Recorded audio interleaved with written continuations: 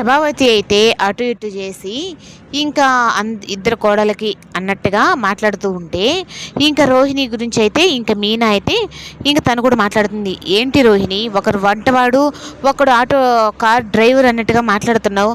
అంటే వాళ్ళు వాళ్ళ కష్టం నమ్ముకొని బతుకుతున్నారు, మీ ఆయనలాగా మామే డబ్బులు తీసుకెళ్ళి బతకటం లేదు అన్నట్టుగా ఇంకా మీనా కూడా రోహిణికి ఇంకా అదిరిపోయే మాటలైతే మాట్లాడుతుంది.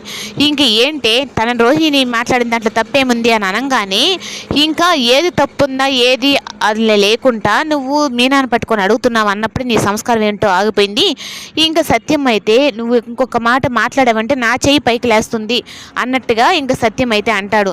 నీ కొడుకు తప్పు చేసింది కాకుండా నువ్వు మళ్ళీ వాళ్ళనే అంటున్నావా అన్నట్టుగా ఇంకా తను మాట్లాడేటప్పటికి ఇంకా ప్రభావతి అయితే ఇంకా అక్కడి నుంచి అయితే వెళ్ళిపోతుంది. ఇంకా వెళ్ళి మళ్ళీ అయితే వస్తుంది.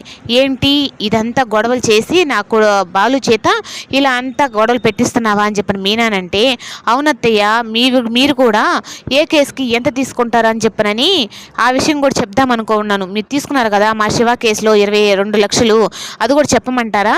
అంటే దీంట్లో మీ వాటా ఎంత ఉందో చెప్తారా? ఈ 45 లక్షల్లో మీ వాటా ఎంత ఉందో చెప్పారా అనగానే ఇంకా ప్రభావతికి అయితే నోట్లో నుంచి ఇంకొక మాట రాదు. ఏంటి ఇంత నోరు రేస్ చేసి మాట్లాడుతున్నామంటే, మీరు నాతో మర్యాదగా మాట్లాడినప్పుడే నేను మీతో మర్యాదగా మాట్లాడతాను, ఇలాగే కానీ మాట్లాడారు అంటే నేను నోరు రేస్ చేయాల్సి వస్తుంది అని చెప్పనని ఇంకా అంటుంది. ఇంకా అంతా అయితే మనోజ్ని అయితే మళ్ళీ తిడుతుంది. అంతా నీ వల్లే కదరా, నువ్వు ఇంకొకసారిగా నీ పిల్ల మాటలు విని కానీ ఏదైనా కానీ చేసావు అంటే తోలు పెరికేస్తాను అని చెప్పననేసి ఇంకా వెళ్తుంది. ఇంకా బాలు అయితే కొత్తది స్టార్ట్ చేయాలి అన్నట్టుగా కార్ డ్రైవింగ్ స్కూలు అన్నట్టుగా పెట్టాలి అని చెప్పనని తనైతే నిర్ణయం తీసుకుంటాడు. ఇంకా అలా తీసుకున్న తర్వాత దాన్ని ఈ లోపల మీనా కూడా అక్కడికి వచ్చి ఇంకా బాలు కూడా కొత్త బిజినెస్ స్టార్ట్ చేసేటప్పటికి ఇంకా మీనా నోట్ల నుంచి కూడా అయితే నిజంగా నేను ఇంకా డెకరేషన్తో కూడా స్టార్ట్ చేశాను కదా, మీరు కూడా అలాగే చేయండి అన్నట్టుగా ఇంకా సత్యం అయితే బాలు మీద ఒక బరువు బాధ్యత పెడతాడు. ఆ 30 లక్షలు తీసుకున్న వాడిని ఎతికి పట్టుకోరా అన్నట్టుగా. సరే నాన్న అని చెప్పి బాలు కూడా అంటాడు.